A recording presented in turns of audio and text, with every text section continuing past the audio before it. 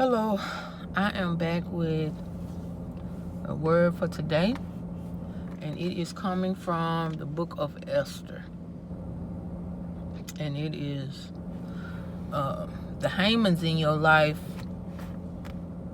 are reaping what they sowed. The Hamans in your life are reaping whatever they have sown concerning you. And if it hasn't started yet, it's about to start. It's about to go down in their life. And I'm not speaking what I'm guessing. This is what I know. And how do I know? It's coming from Esther, chapter 8. Wait a minute, let me get it right. My bad. Chapter 9, verse 24 and 25. Because Haman, the son of Hammedatha, the Agagite, the enemy of all the Jews, had devised against the Jews to destroy them, and had cast pur, that is, lot, to consume them and to destroy them. But when Esther came before the king, he commanded by letters that his wicked device, which he devised against the Jews, should return upon his own head, and that he and his son should be hanged on the gallows. Now, if you don't know the background story, Haman was a narcissist. He was toxic. And the reason that I know he was a narcissist is because, for one, he was prideful. That's one of the number one traits of a narcissist. They are so prideful. And so because he held a little position in the kingdom, he thought that he was somebody. He thought that so much so that he felt he deserved the respect of anybody around him, which is the second sign of a narcissist. Because when you don't give it to them, the number one thing that they like to say is, you disrespected them. And when you make them feel like you disrespected them, that's when they get big mad. And so what do they want to do? Which is the third sign. They want to put you on blast, make you look like a fool, which is what Haman tried to do to Mordecai when he sat him up on the horse and said, put him in the king's attire, in the robe, let him hold the scepter, put the crown on him, let him sit him on top of the king's horse, and let's parade him through the city, because he wanted to get a big laugh out of it. He thought it would make Mordecai look like a fool.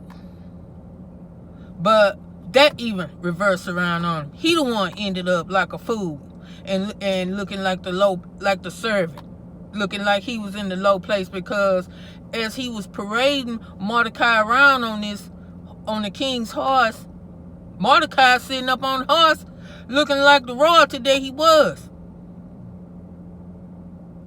Mordecai sitting up on the high horse looking like the chosen one that he was. And Haman ended up walking on his feet beside the horse, leading the horse with Mordecai on it. So Mordecai ended up looking like the one in position,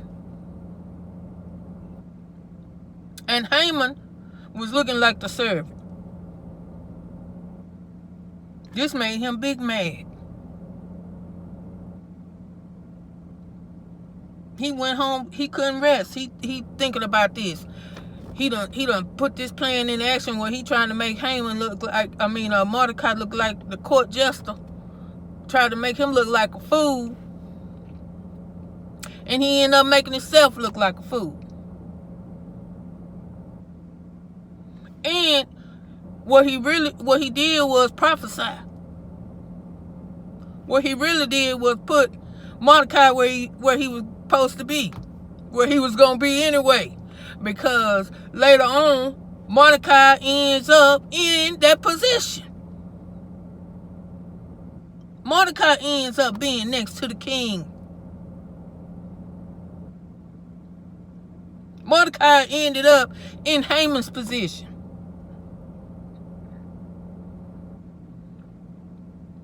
And that very trap, that very thing of destruction, that very thing that Haman wanted to use to destroy Mordecai, ended up being used for his own destruction, which is the fourth thing. The fourth reason I know he was a narcissist is because they are of their father, the devil, Satan, and they come to steal, kill, and to destroy. He wanted to kill and destroy Mordecai because he felt Mordecai disrespected him. Because Mordecai wouldn't bow down to him. He couldn't say Mordecai lied on him. He couldn't say Mordecai ain't did nothing to this man. Mordecai was just being Mordecai. Mordecai was on assignment, doing what he was chosen to do.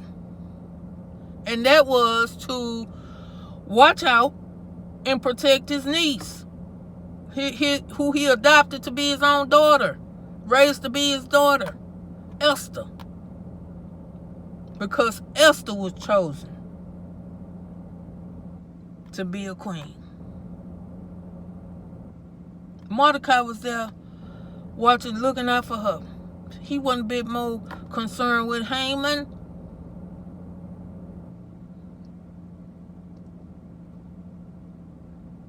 But Haman was obsessed with Mordecai. You know why? Because the spirits didn't agree. See, Haman was driven by pride, whereas Mordecai had a spirit of humility.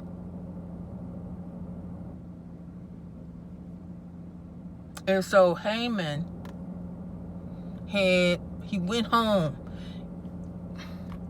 Another thing, like narcissists, they don't change. This is how they is in the streets, out in the world.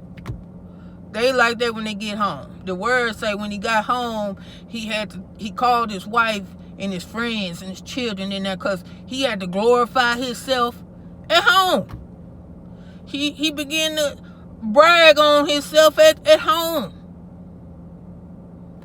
They so full of themselves. These people live with him and seen him out all the time.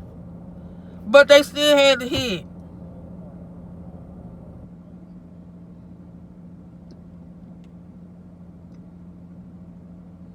And I'm laughing because it's true. The narcissist I knew was the same way. They just constantly gotta be bragging on themselves and glorifying in themselves.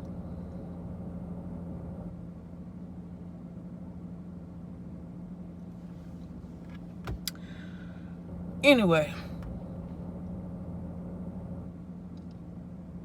he called for them to build a gallows to hang Mordecai. Your enemies want to see you destroyed. They want to see you dead. They want to see your neck broke.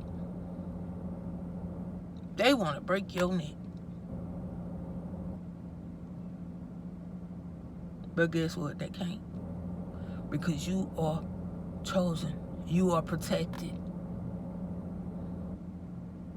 And when you have a call of God on your life, there's nothing they can do. Those very same traps, those instruments, those wicked devices, they're evil, that they plan and devise to use against you, will be turned around right back to them. It boomerangs right back to them.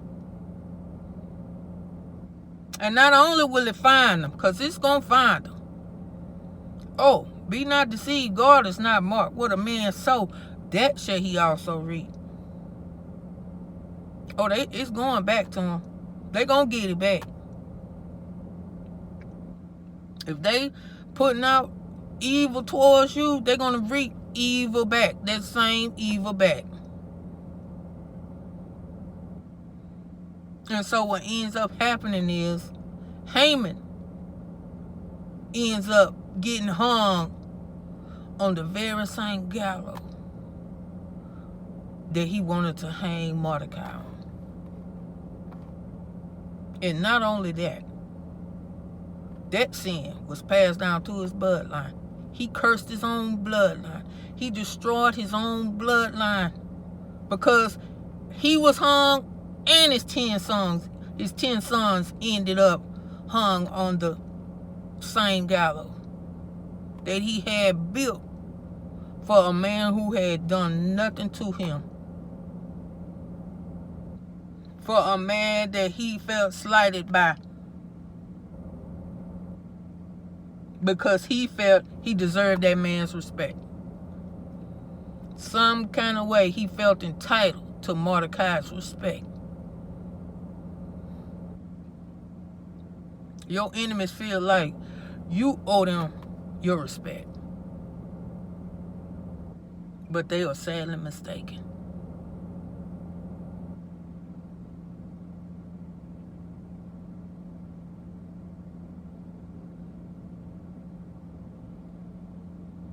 So, be encouraged, because some of you, your enemies, the weapons of mass destruction that they have attempted to use against you,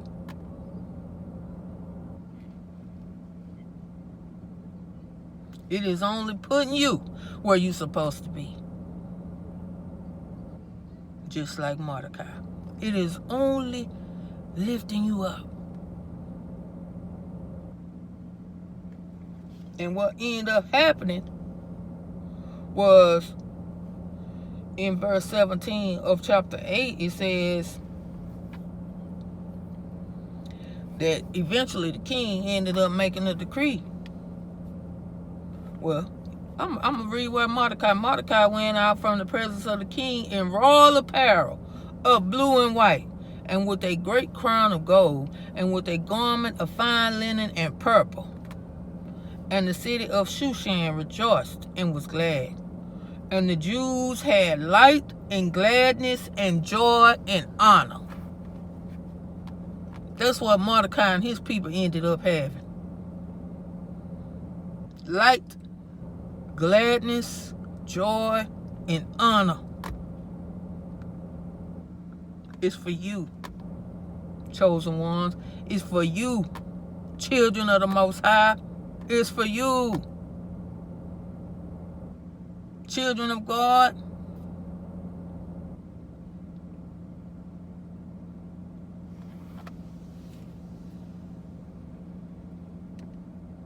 And as many of the people of the land became Jews, for the fear of the Jews fell upon them.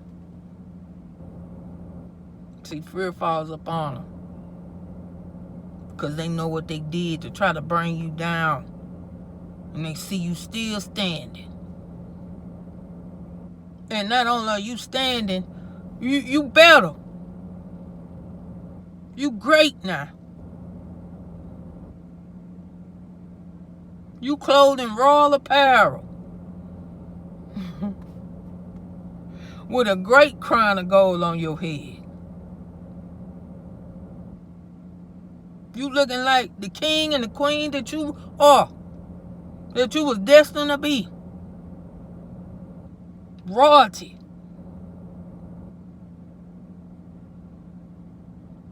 And they ending up destroyed.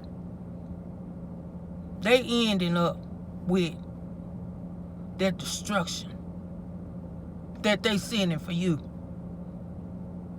That they sent for you. It's coming back for them. Times 10. It's coming back for them and for the children.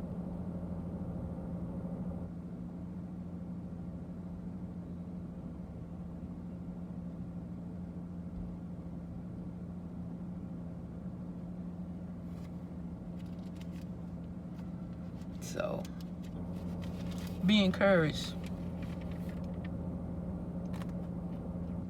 Be encouraged and fear not.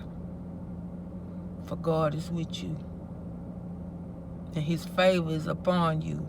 Just like his favor was upon Esther. Just like his favor was upon Mordecai. Man of God. His favor was upon Esther. Woman of God. Queen. If God be for you, who can be against you? Nobody. Till next time, I love you. God love you. Stay strong.